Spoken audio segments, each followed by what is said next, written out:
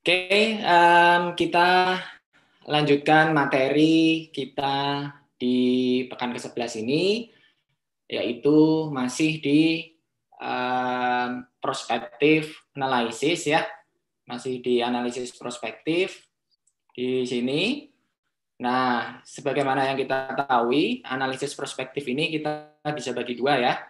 Yang pertama, forecasting. Forecasting ini sudah kita bahas pekan kemarin. Terus hari ini sesuai RPS kita akan membahas yang namanya valuasi ya, valuation. Nah, apa nih hubungan antara dua ini? Hubungan dua ini adalah kalau kemarin kita sudah menghasilkan 11 langkah itu ya, forecasting yang sebenarnya masing-masing langkah ini mengindikasikan indikator keuangan kan gitu ya, financial indicators. Ada NOA, ada sales dulu, terus kemudian NOA, NOPAT, dividen, comprehensive income, terus kemudian apalagi free cash flow. Nah, itulah yang disebut dengan financial indicator. Nah, financial indicator ini, indikator ini kemudian akan kita gunakan beberapa untuk menjadi source of value, ya, menjadi sumber nilai bagi perusahaan. Ya, nanti kita lihat tergantung dari model atau metode valuasi yang kita gunakan. Nah, itu ya. Jadi sekali lagi financial indicator kita gunakan sebagai sumber nilai. Sumber nilai ini tergantung juga nanti dari model valuasi yang digunakan. Nanti kemudian kita masukkan ke formula dan kita akan menghasilkan sebuah nilai dari perusahaan atau nilai dari bisnis gitu. Yang di sini disebut dengan intrinsic value ini. Nah, itu pertama ya, untuk melihat atau untuk memberikan guidance ini kita sekarang berada di posisi mana di dalam analisis laporan keuangan. Gitu. Nah, ini ya, ini keterangannya nih, converting dari forecast menjadi value, baik aset maupun equity. Nah, kemudian kalau tadi kita ngomongin tentang model valuasi ya, atau formula, itu sebenarnya yang dimaksud formulasi itu adalah yang kita bagi menjadi 5 hal di sini, atau 5 metode di sini ya. Dari yang pertama price multiple, yang kedua discounted dividend, yang ketiga discounted abnormal earnings, yang keempat abnormal operating earnings, dan yang kelima discounted cash flow. Nah, ini tadi nyambung ke source of value yang kita ambil dari financial indicator ini. Kalau price multiple, ini lain sendiri, nanti kita bahas sendiri ya, ini kok kenapa agak berbeda gitu. Tapi sebenarnya dia juga akan menggunakan indikator keuangan, cuman indikator keuangannya itu dia mengambil dari accounting report gitu. Nah, berikutnya kita melangkah dulu yang kedua, discounted dividend. Nah, dividen ini kan bagian dari financial indicator yang kita forecast kan, di langkah ke berapa itu, 6 atau 7 gitu ya. Coba sambil dicek ininya, Excel-nya. Kemudian ada abnormal earnings. Abnormal earnings ini juga sebenarnya turunan dari comprehensive income yang kita sudah forecast di langkah ke-10 di financial indicator atau di forecasting. Nah, abnormal earning ini pakai NOPAT. NOPAT itu juga bagian dari 11 langkah forecasting, ada di keempat kalau nggak salah ya, untuk mencari NOPAT. Dan kemudian satu lagi discounted cash flow. Nah, dari namanya juga kita sudah tahu ya, ini kita akan menggunakan free cash flow juga yang kita bisa ambil dari forecasting steps.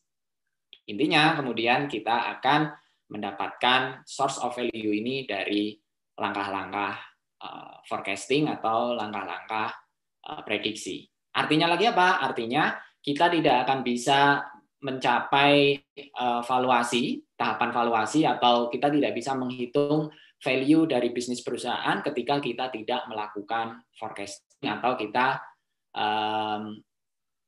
belum komplit ya, belum selesai melakukan forecasting. Nah, forecasting bisa dilakukan kalau kita sudah menyelesaikan analisis lingkungan bisnis, analisis akuntansi, dan analisis keuangan. Nah, itu gambaran besar bagaimana membaca ini. Komponen proses dalam analisis bisnis menggunakan metodologi analisis laporan keuangan. Gitu.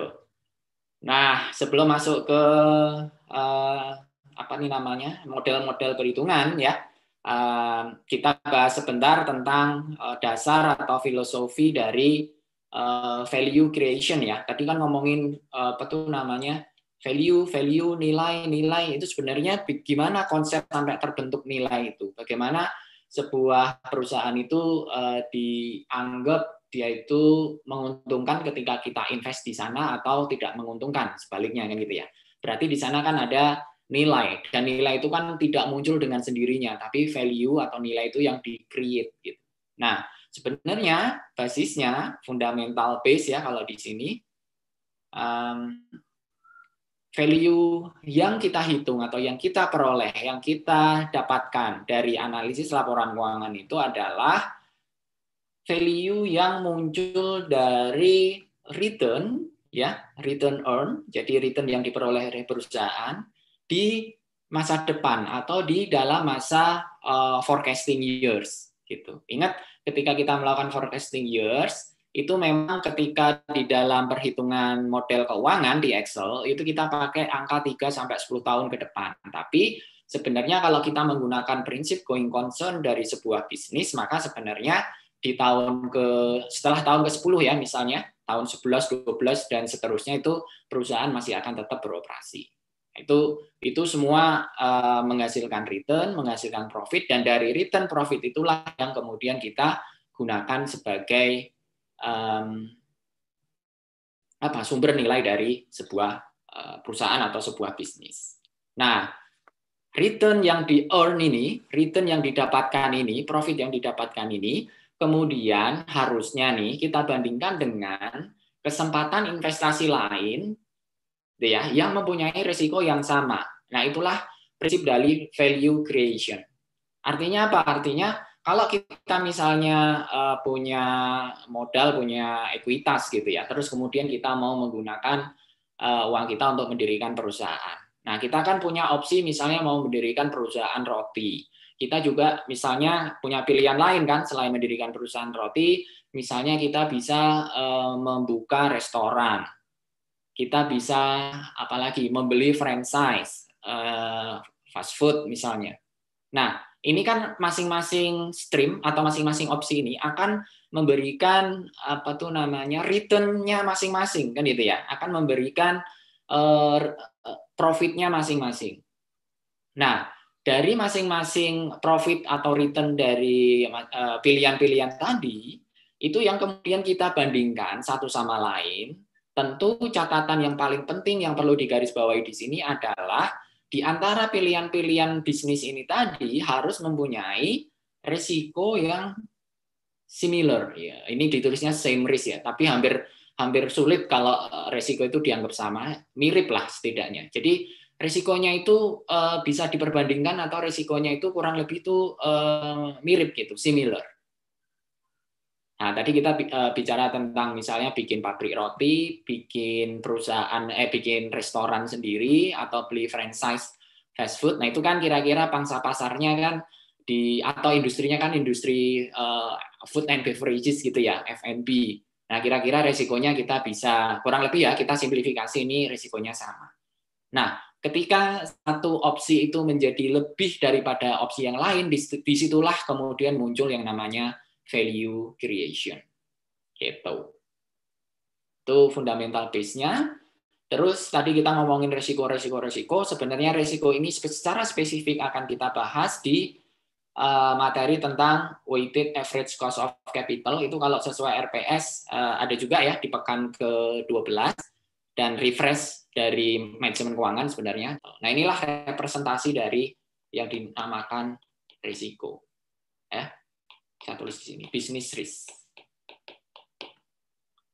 Itu konsep besarnya atau konsep awalnya. Nah, setelah ini kita masuk ke metode yang pertama ya. yang disebut dengan price multiple. Nah, price multiple ini banyak digunakan, tetapi nanti kita lihat ya, nanti kalian bisa analisis sendiri. Dia banyak digunakan ini karena banyak orang menganggap ini sebuah metode yang simple, banyak orang menganggap ini sebuah metode yang sederhana, dalam artian tidak terlalu rumit formula atau perhitungannya, gitu. Cuman yang perlu digarisbawahi adalah metode price multiple ini dibalik kesederhanaannya, gitu ya, dibalik kemudahan formulanya, itu sebenarnya menyimpan sebuah kesulitan gitu, yang kalau kita tidak hati-hati mendeskripsikan atau mendefinisikan atau mencari dari definisi tersebut, itu hasil analisis kita akan mudah sekali bias atau mislead. Nah, itu yang perlu dicatat di sini. Nah, nanti kalian sekali lagi nilai sendiri ya, apakah pernyataan itu tepat atau tidak. Nah, kita masuk dulu ke bagaimana melakukan sebuah analisis price multiple ya, untuk menentukan nilai perusahaan. Ini contohnya di sini kalian bisa lihat ada sebuah tabel, ada 3 perusahaan ya, perusahaan komputer ini, Compaq, Gateway, dan Dell. Nah, ini kita ceritanya akan menghitung ini apa tuh namanya value dari Dell komputer, ya. Yang diketahui financial figures ya, angka laporan keuangan yang diketahui terdiri dari 3 indikator ini, yaitu sales, earnings, dan book value.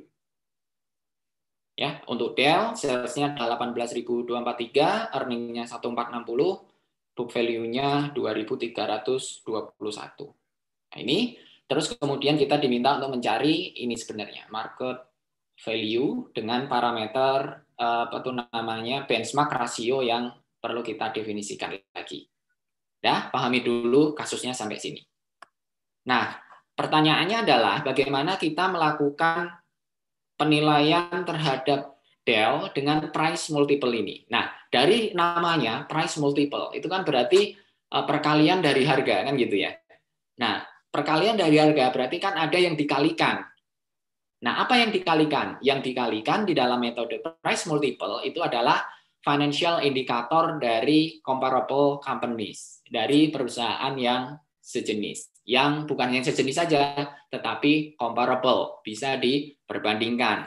Apple to apple, orange to orange, gitu ya maksudnya ya. Intinya bisa diperbandingkan. Nah, kalau kita ngomongin Dell, ini kan perusahaan komputer ya.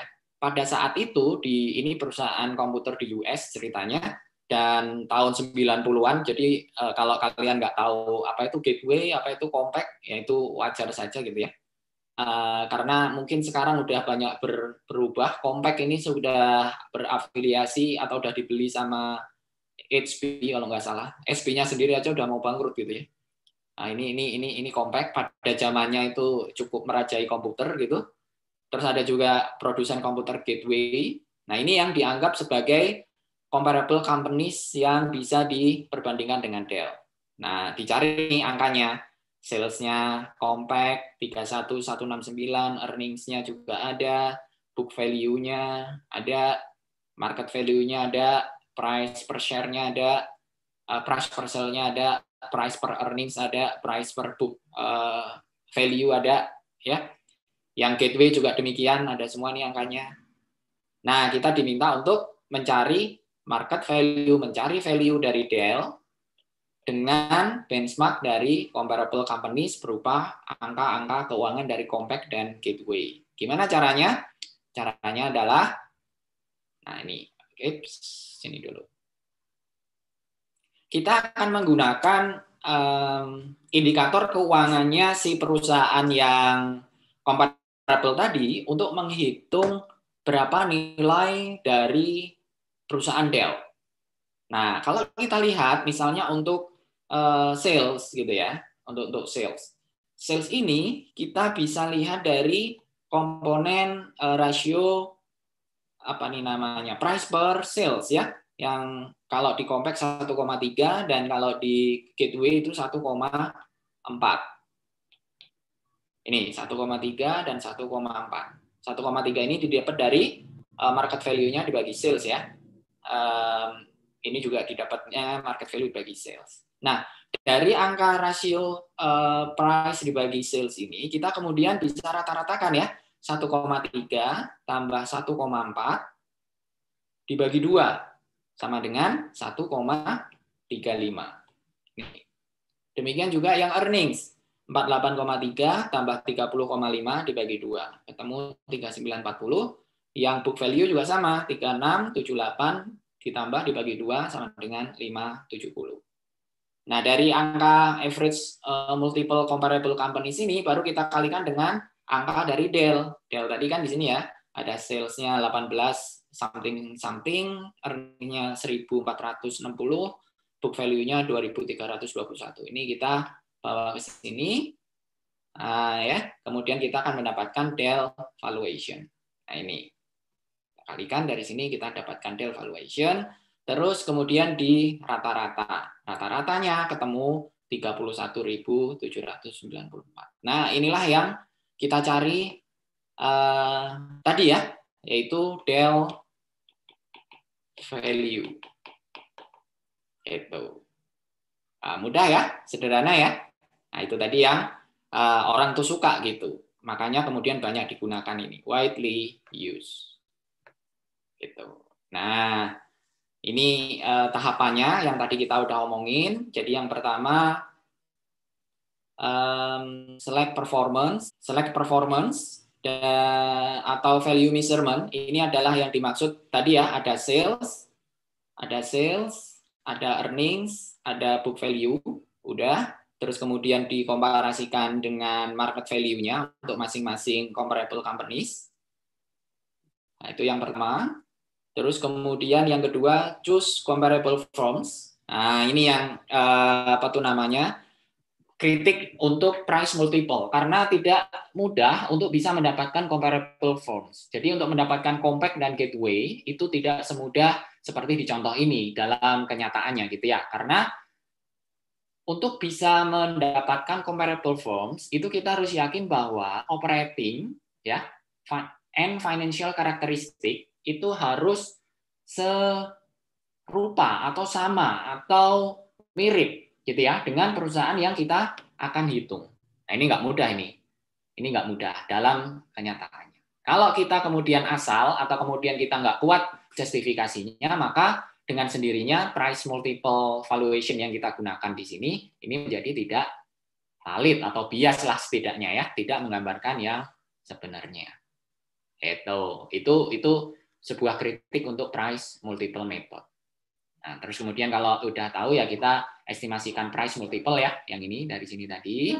Terus kemudian dikalikan, kita rata-rata, kita akan mendapatkan value dari firm.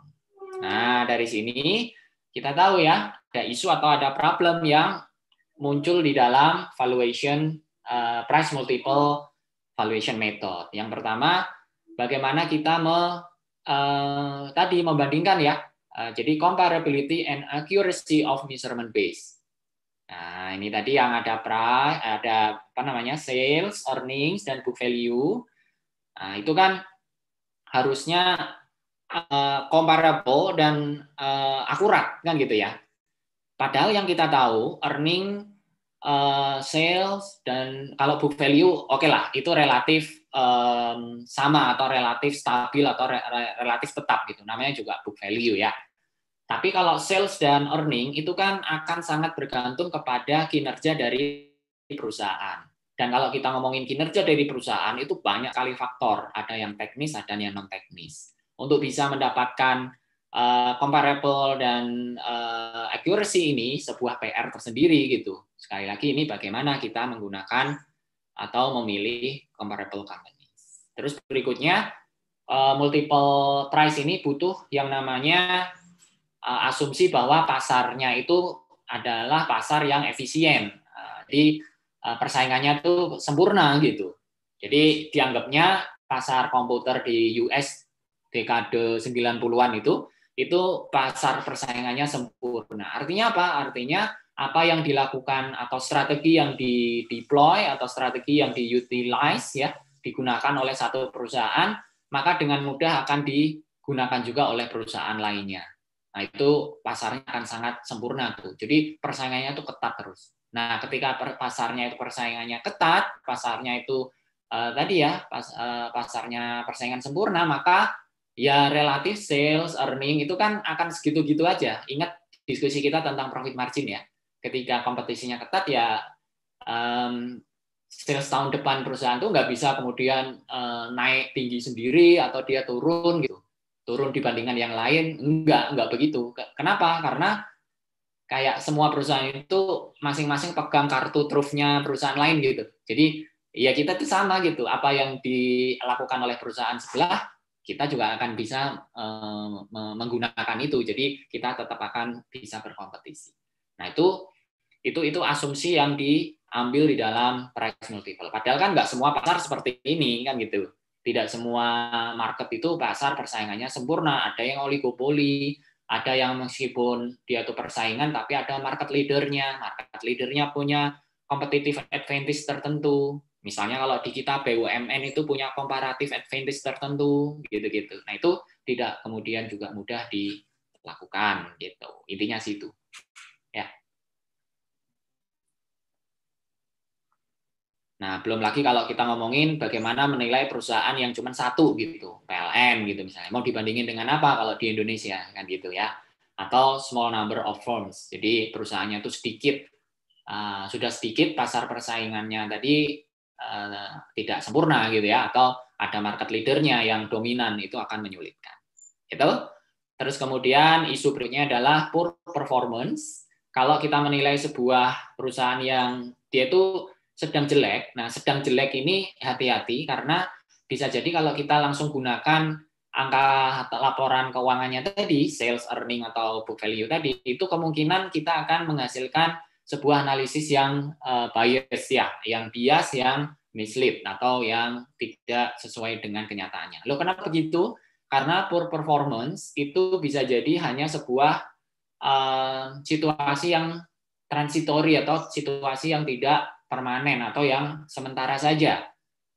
Gitu. Jadi memang untuk tahun kebelakang ini sebuah perusahaan itu memakai satu kebijakan atau satu policy gitu ya yang membuat laporan keuangannya itu tidak begitu bagus gitu, atau ya dia seperti yang kita pelajari di accounting analysis lah ya, ada motif-motif tertentu dari si manajer atau si director ya, si BOD. Pokoknya intinya sebuah pilihan kebijakan akuntansi akan mempengaruhi laporan keuangan. Nah, kalau kebijakan itu memberikan pengaruh yang tidak bagus gitu ya, dan tidak bagusnya itu kemudian memang bagian dari strategi gitu. Nah, semua itu kan hanya transitori atau hanya sebuah kejadian yang sementara saja gitu.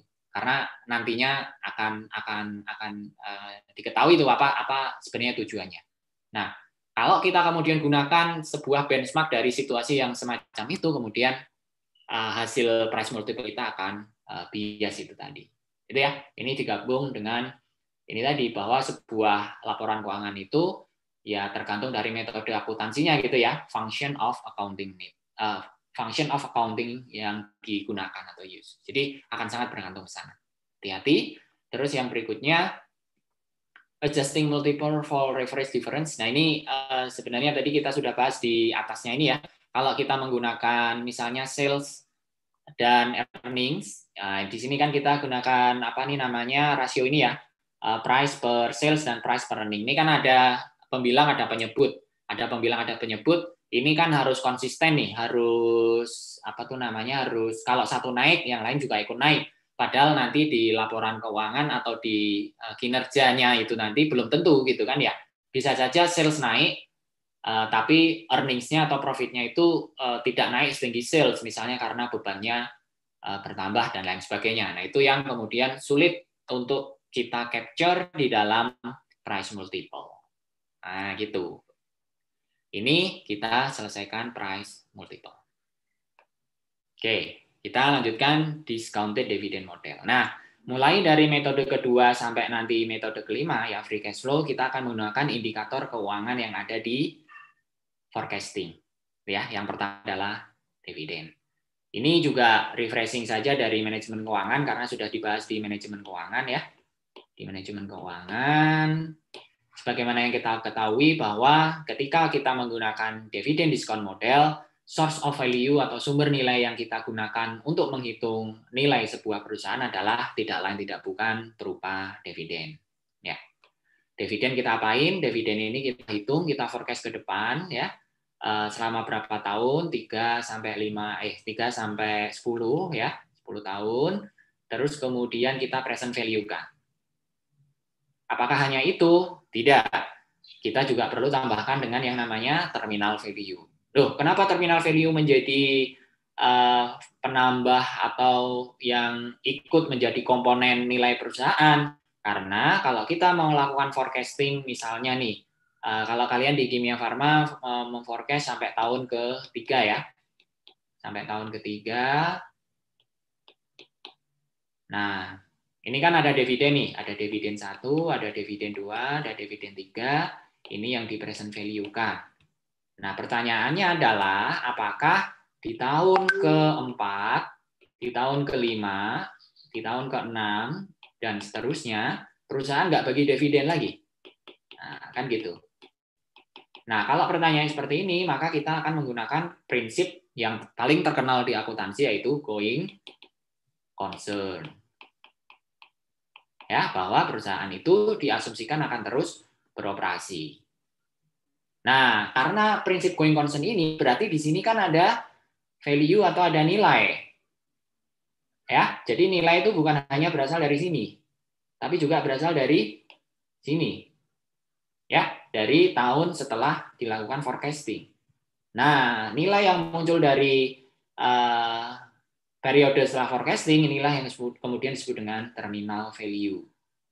Orang juga nyebutnya residual value. Sama sih, terminal value, residual value.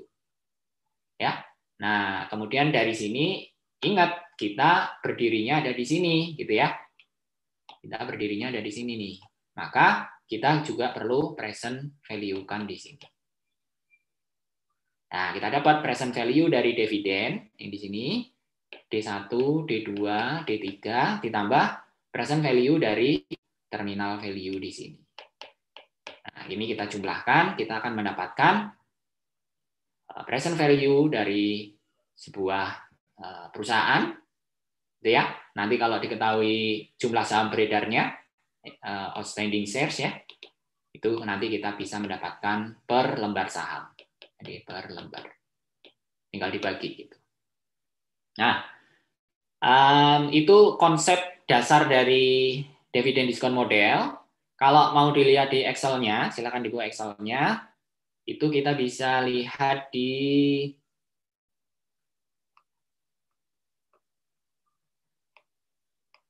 nah ini ya, discount dividend valuation. Nah, ini kita menggunakan source of value dari dividen ya. Kalau kita klik di sini, nah ini dari I25. I25 itu adalah mana nih? Nah, ini ya, dividen payout. Ini yang dari sini. 12, 13, 14, dan seterusnya. Ini yang kita masukkan ke dalam formula perhitungan kita. Nah, ini dividen tahun 1, 2, dan seterusnya. Kalau di sini kita pakai 10 tahun ya, kita pakai 10 tahun. Nah, dari dividen-dividen ini kemudian di present value-kan ya. Berarti D1 dibagi 1 plus discount rate ya. Saya tulis saja di sini apa? Discount rate R ya, gitu ya. Discount rate-nya R.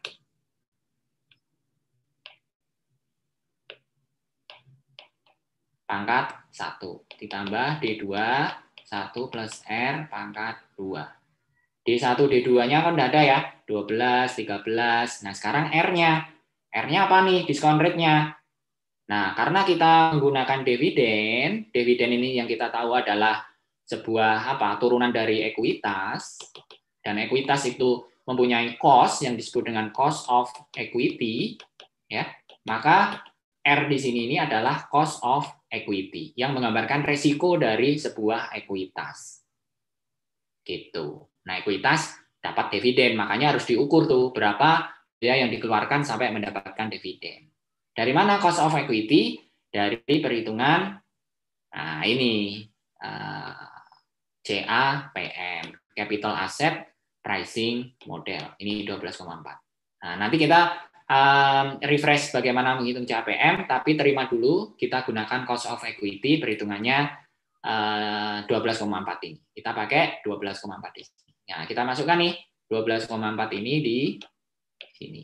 Ya, 1 plus 12,4% pangkat 1, yang D2 12,4% pangkat 2, dan seterusnya. Tuh. Nah, itu hasilnya adalah sini nih. Ini kan diskon faktornya ya. Ini diskon faktornya, ini angkanya present value nih. 1 sampai 10.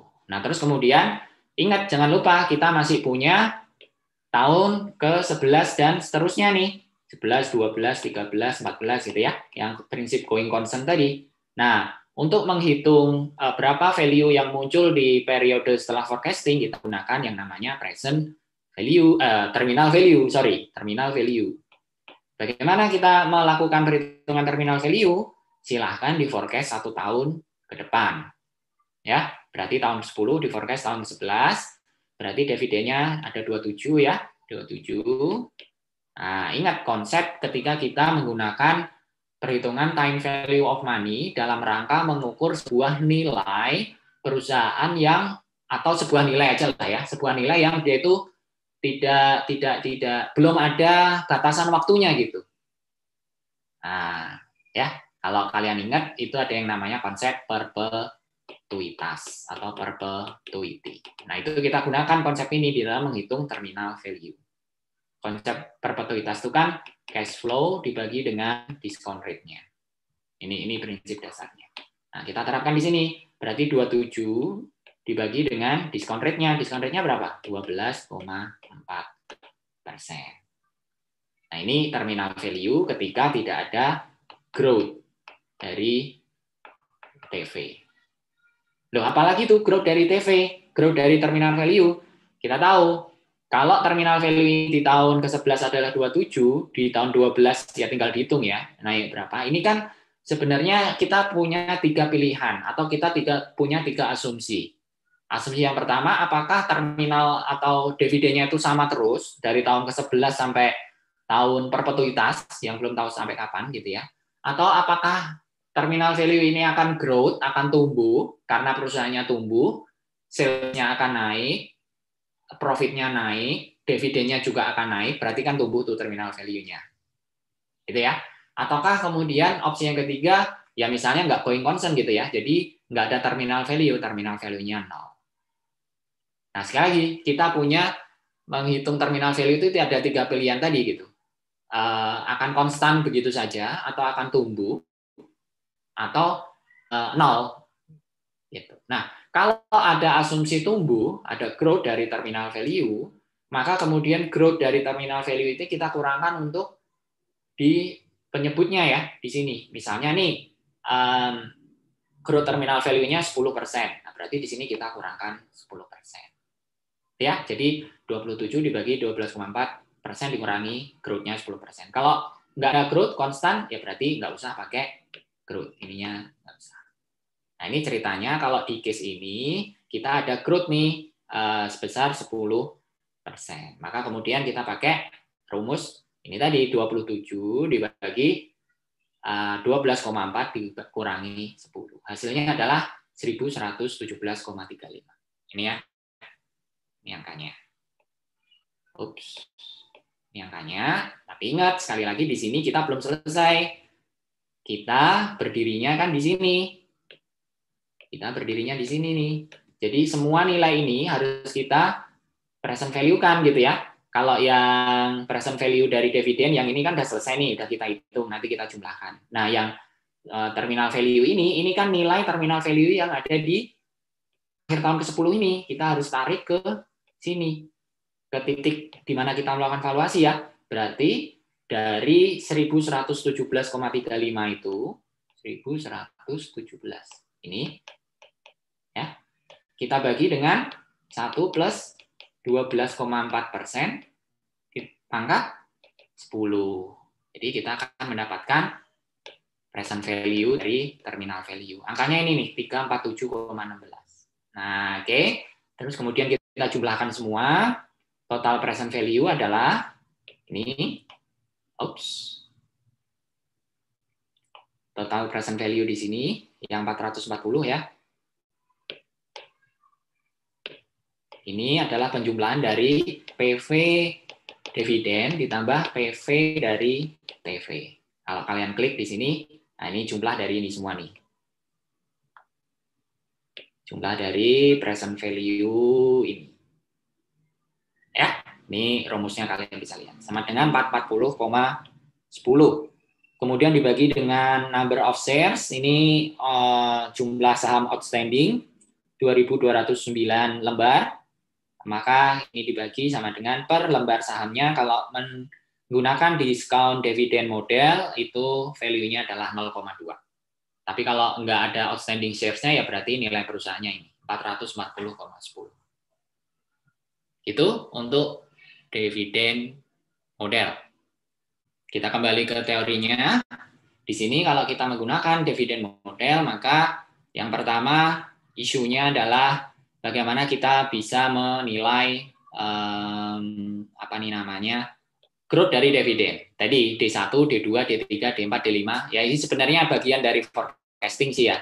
Tapi akan sangat krusial atau akan sangat penting asumsi yang dibangun di forecasting itu untuk dievaluasi. Karena tiap tahun berapa dividen dalam masa forecasting itu tumbuh atau berubah, itu akan digunakan dalam dividen discount model ini. Ini yang pertama. Terus kemudian berapa lama kita melakukan perhitungan? Nah, kita tahu ya, memang kalau secara teori antara 3 sampai 10 tadi yang ini. Tapi ini sebenarnya ya, nanti kalau melakukan analisis beneran, ini pilihan ini tuh sangat matters loh, akan sangat berpengaruh. Apakah 3 tahun, 5 tahun, 10 tahun, itu akan sangat berpengaruh ke dalam berapa nilai dari perusahaan ya hasil perhitungannya gitu. Makanya sebenarnya nanti ada perhitungan tersendiri apakah kita pakai 10 atau 5 atau 3 tahun. Tapi kalian jangan ke sini dulu, yang penting ketahui saja bahwa untuk melakukan forecasting itu ya antara 3 sampai 10 dulu gitu. Nanti kalau memang tertarik belajar finance ya, nanti akan belajar lebih detail lagi bagaimana yang pas gitu. Nah, tapi ini di-remind di sini bahwa ini akan sangat berpengaruh. Kenapa berpengaruh? Karena ada time value of money tadi. Ini kan berpengaruh nih discount rate-nya tadi itu. Itu yang kedua. Yang ketiga, ya barusan kita omongin terminal value. Terminal value itu penting untuk diidentifikasi atau dihitung. Masalahnya adalah bagaimana kita mengasumsikan terminal value kan ya? Apakah konstan? Apakah dia growth? Ya, apakah dia nol? Nah, ini tadi yang barusan kita diskusikan. Terus berikutnya bagaimana menghitung dari cost of equity ya, discount rate R tadi. Ya, ini masuk nanti ke WACC. Ini juga sebenarnya tricky loh kalau kita nggak paham konsepnya gitu ya. Nah, ini semua valuation issue yang muncul di dividend discount model. Tuh. Nah, dari dividend discount model ini sebenarnya better lah ya dari sisi argumen atau dari sisi asumsi yang dibangun dibandingkan misalnya dengan price multiple. Tapi bagi profesor-profesor finance gitu ya, bagi yang suka finance ini, ya mereka terus belajar gitu ya, mereka terus melihat apa sih ini kekurangan dari sebuah metode tertentu gitu. Nah, untuk dividend discount model ini kekurangannya adalah di sini dicatat beberapa di antaranya bahwa ketika kita ngomongin dividen, gitu ya, ketika kita ngomongin dividen, itu sebenarnya keputusan dividen itu kan arbitrary ya. Arbitrary ini penjelasannya adalah ini kan hasil dari RUPS. Ya, jadi dividen itu enggak kemudian diputuskan sendiri oleh perusahaan atau ada formula dari tahun sebelumnya kalau kemarin 10%, tahun ini harus 10%. Kan enggak begitu. Ini realitanya gitu ya di lapangannya. Tetapi diputuskan di RUPS atau Annual General Meeting. Nah, di RUPS ini semua investor ketemu, semua pemegang saham ketemu, direksi ketemu, mereka rapat. Banyak yang dirapatin gitu ya. Nah, mereka intinya di situ akan memutuskan salah satunya adalah berapa dividen yang dibagi. Itu. Nah, artinya keputusan dividen itu kan tergantung dari bagaimana mereka bermusyawarah dan bermufakat gitu ya. Bukan sebuah formula pasti. Nah, itu yang disebut dengan arbitrary. Nah, kalau kita mendasarkan atau kita menghitung dividen forecasting, yang kita tahu nanti dividen itu dari arbitrary meeting gitu ya, dari sebuah kesepakatan. Nah, berarti gimana tuh kalau kita sudah bisa memunculkan angka? Nah, itu kritikus dividen discount model tuh ngomongnya begitu. Gimana tuh caranya? Gimana penjelasannya? Gitu-gitu lah ya. Nah, itu kritik yang pertama. Bahkan beberapa perusahaan itu nggak bayar dividen nih. Kalau nggak bayar dividen, tapi direinvestasi ya, direinvestasikan ke aset. Nah, berarti kan malah lebih bagus lagi untuk perusahaan untuk kedepannya gitu.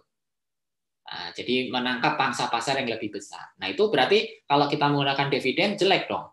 Karena seolah-olah dividennya kecil atau nggak bayar dividen gitu. Padahal untuk direinvestasikan lagi. Nah, belum ngomongin kalau dividen itu ternyata tidak semua berasal dari kinerja perusahaan, tetapi bisa juga dari hutang gitu. Jadi hutang untuk membayar dividen. Nah, ini seolah-olah bagus ya, dividennya tinggi tapi dari hutang. Nah, itu juga mislead juga. Itu beberapa catatan tentang discounted dividend model.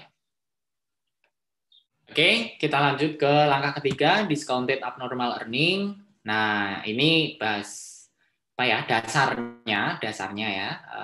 Tadi kan dari dividen model kan ada beberapa isu ya.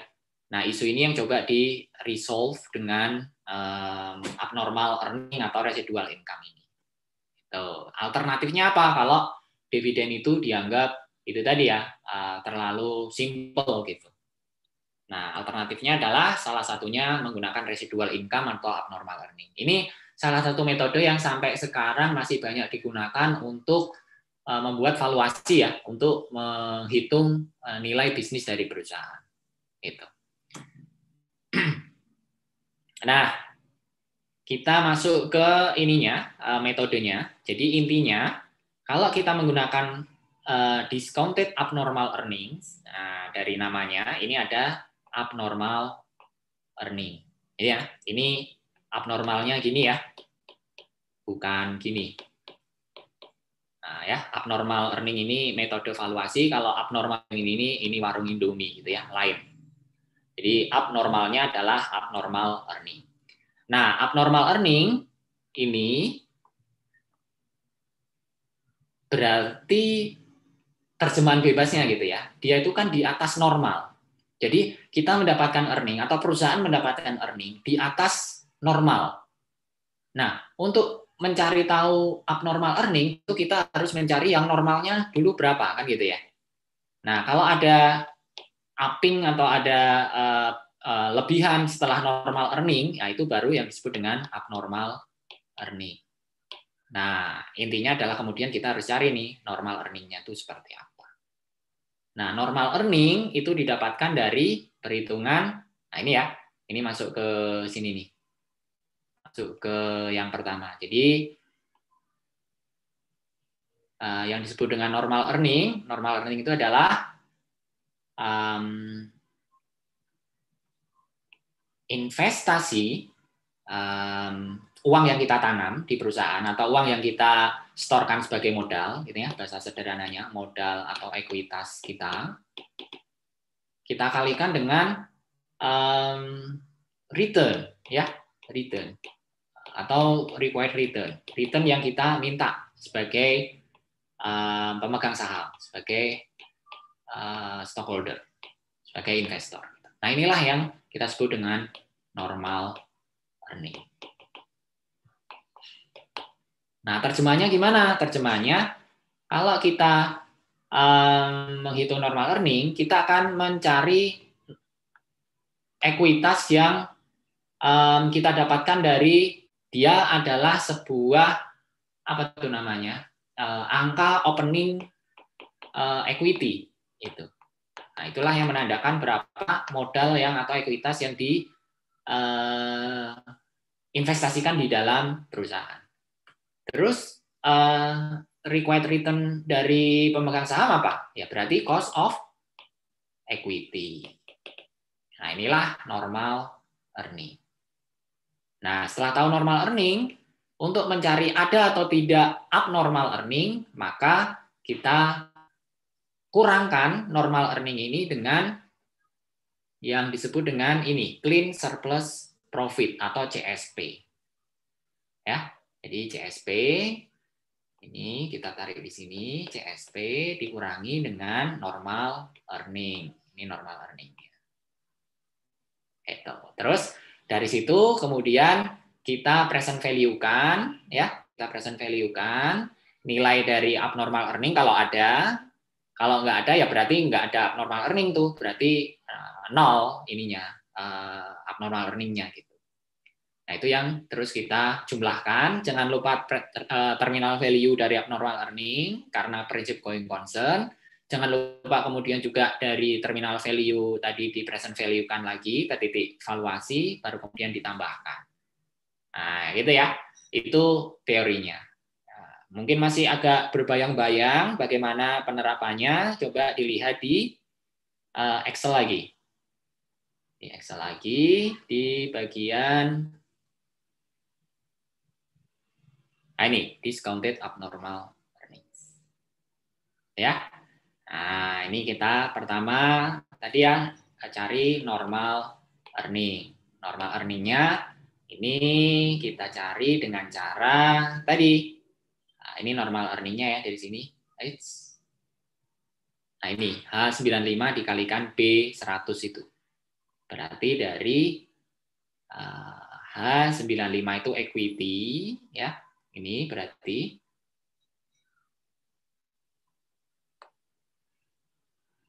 dia ngambil dari bawah ya. Oh, dia sudah diambil dari sini. Ini 1227 ini, 1227 ini kan sebenarnya kalau kita cek adalah ini nih. Nah, ini opening equity 1227. Ya. 1227 opening equity, ini saya tulis di sini ya. Opening equity dikalikan dengan cost of equity. 1227 dikali dengan cost of capital-nya tadi ya, cost of equity-nya 12,4%. Nah, inilah normal earning.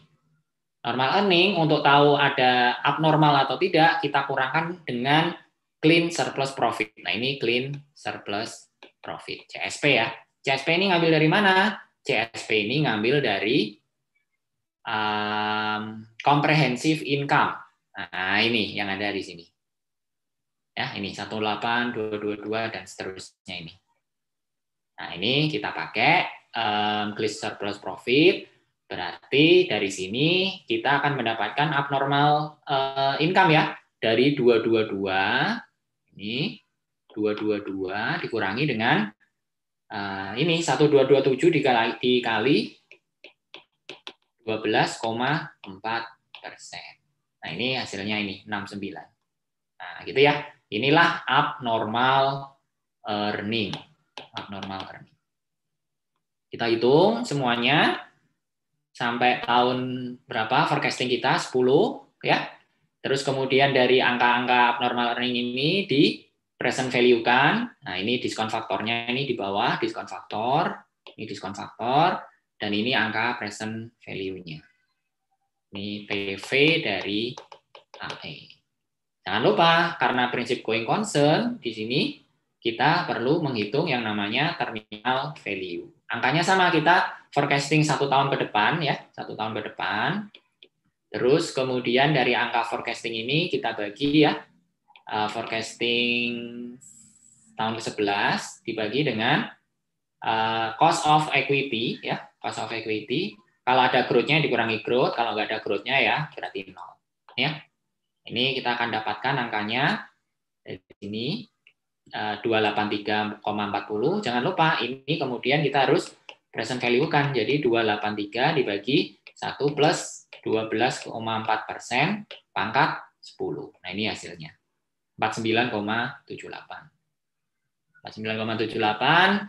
Terus kemudian kita jumlahkan semua. Nah, ini total semuanya. 358,54. Ini PV dari AE ditambah PV dari TVAE.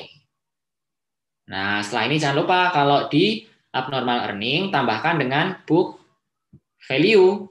Book value ini sebenarnya book value of equity ya, yang dari opening tadi, yang 1227 tadi. Kita masukkan di sini, kita kemudian mendapatkan total present value sebesar 1585,51.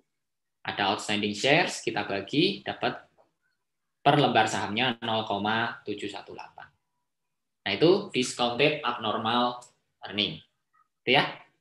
Nah, kalau kita lihat berarti kita sudah menggunakan berapa nih indikator keuangan. Ini ya, kita sudah gunakan untuk abnormal earning.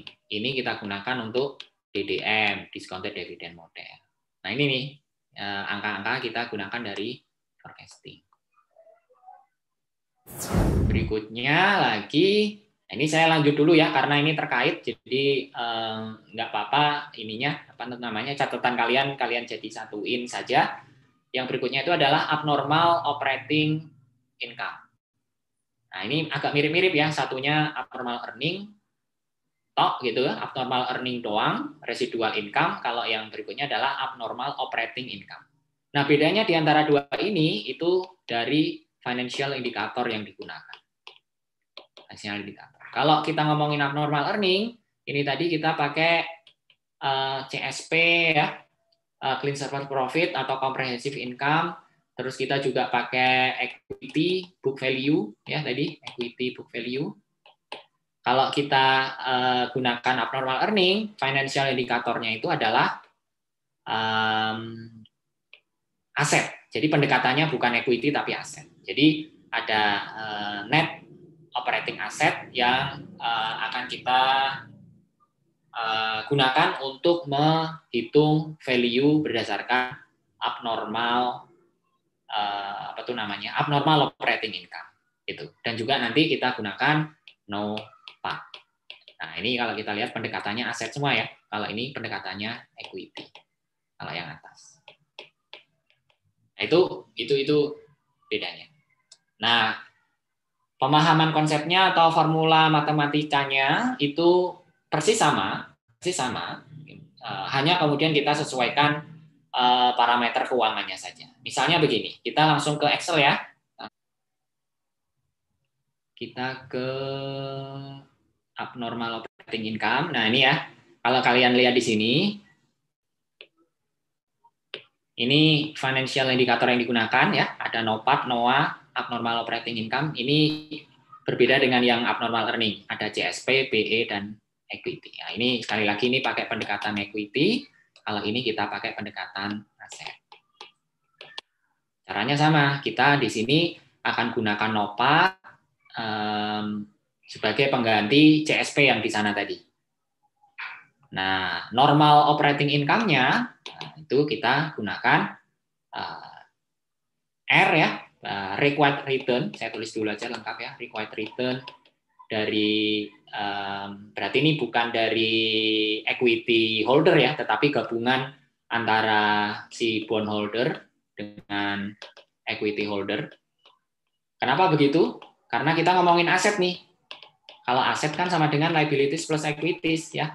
Bukan cuma equities doang, tapi ada liabilities-nya. Maka required return-nya ini masih gabung nih. Ini masih gabung ke sini. Tuh, kita kalikan dengan aset yang dibeli atau aset yang diinvestasi. Berarti di sini ada net operating asset. Nah, kalau kita sudah tahu bagaimana menghitung abnormal operating, bukan abnormal operating, normal operating income. Nah, kita identifikasi nih required return dari aset itu adalah WACC ya 7,25. Ini bisa kalian lihat di perhitungan cost of capital. Ini yang di sini nih. Ini sudah penjumlahan dari bondholder return dan equity return. Nah, ini perhitungannya di sini. Ya, bukan lagi hanya equity. Kalau ini hanya equity saja nih. Kalau sudah ada unsur debt-nya, ada unsur bond-nya, kita harus hitung WACC-nya. Ya. kita ambil dulu angkanya, nanti dibahas WACC-nya di topik yang lain. Nah, ini 7,25. Kita gunakan di sini 7,25% atau 7,25% kali net operating asset. Net operating asset dari mana? Net operating asset itu dari ini ya, dari langkah keberapa tuh? H8. Nah, ini dari langkah kedua. Ini ada NOA, di sini yang kita gunakan. Ya, kalikan 3,006. Mana tadi? Abnormal operating income. Nah, ini 3,006. Ini kita kurangkan dengan apa sih namanya? NOPAT ya, NOPAT 311. Hasilnya adalah ini 93 ini. Nah, inilah yang kita sebut sebagai abnormal operating income. Nah, ini dihitung sampai tahun ke-10. Sampai tahun ke-10 ya, di present value kan. Jangan lupa ini diskon faktornya. Terus ini hasilnya ya, hasil dari present value. Jangan lupa di terminal value kan, dihitung terminal value dibagi WACC ya, berarti dikurangi dengan growth kalau ada. Kalau nggak ada ya, sekali lagi dicoret. Dari terminal value, ini angkanya di present value kan ya. Di present value kan, PV dari TV AOI, nah ini hasilnya 51,15. Nah ini semua PV-PV ini, PV AOI tambah PV dari TV AOI, ini kita jumlahkan, hasilnya adalah ini, 967,63. Ya. Terus kemudian kita tambahkan, ingat kalau AOI kita tambahkan dengan NOA opening yang dari sini tadi. Ya. Kalau abnormal earning kan tadi dari book value equity opening. Nih, kalau abnormal operating income dari NOA opening 3,0. Nah, kita akan mendapatkan present value dari model abnormal operating income 3973,77 dibagi dengan outstanding share 2209, hasilnya adalah 1,799. Nah, itu AOI. Oke. Kita lanjutkan, masih satu lagi, ada discounted cash flow model. Discounted cash flow model. Nah, ini dari namanya juga kita agak-agak familiar gitu ya. Nanti kita akan gunakan free cash flow. Ini kita langsung saja ke Excel.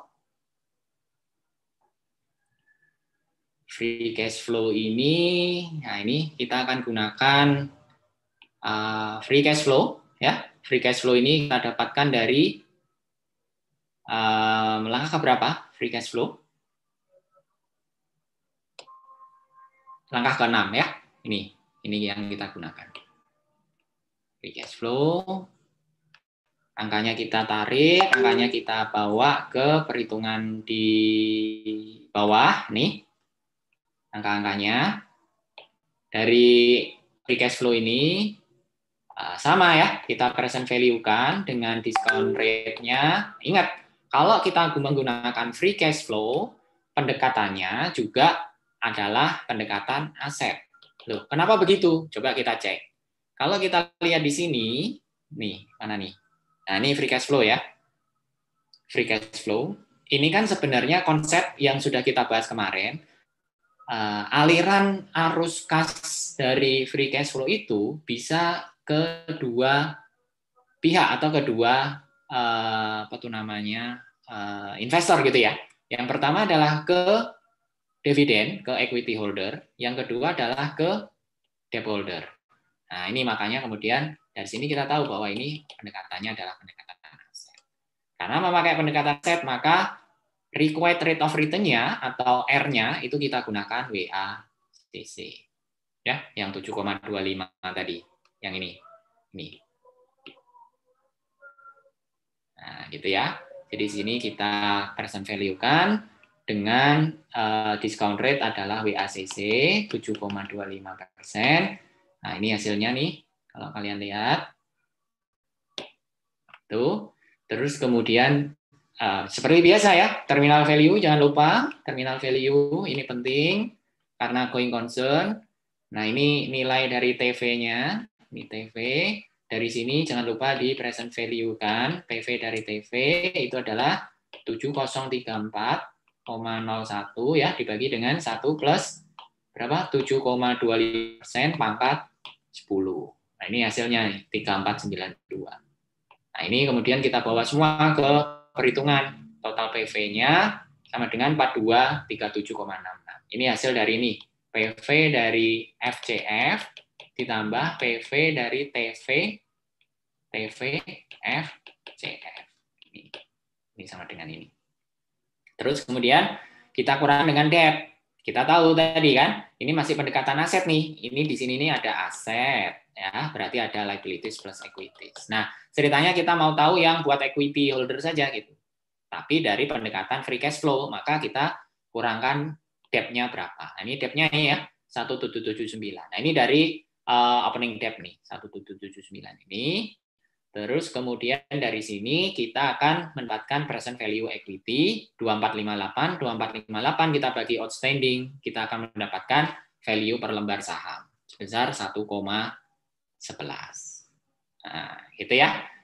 Nah, dari sini kita sudah menyelesaikan model valuasi yang jumlahnya tadi ada 5 ini, ya. Dari price multiple, discounted dividend, discounted abnormal earning, discounted abnormal operating earnings, dan discounted cash flow. Oke, sampai di situ dulu. Kalau ada pertanyaan, silahkan didiskusikan, silahkan ditanyakan. Sambil yang lain nanya, sambil menyimak pertanyaan, kalian bisa buka latihan soal valuasi ya yang sudah diupload, silahkan dikerjakan, nanti kita bahas. Oke, ini saya tutup dulu, kita masuk ke sesi diskusi. Kalau ada pertanyaan, silahkan post di kolom komentar di bawah, seperti biasa ya. Terima kasih.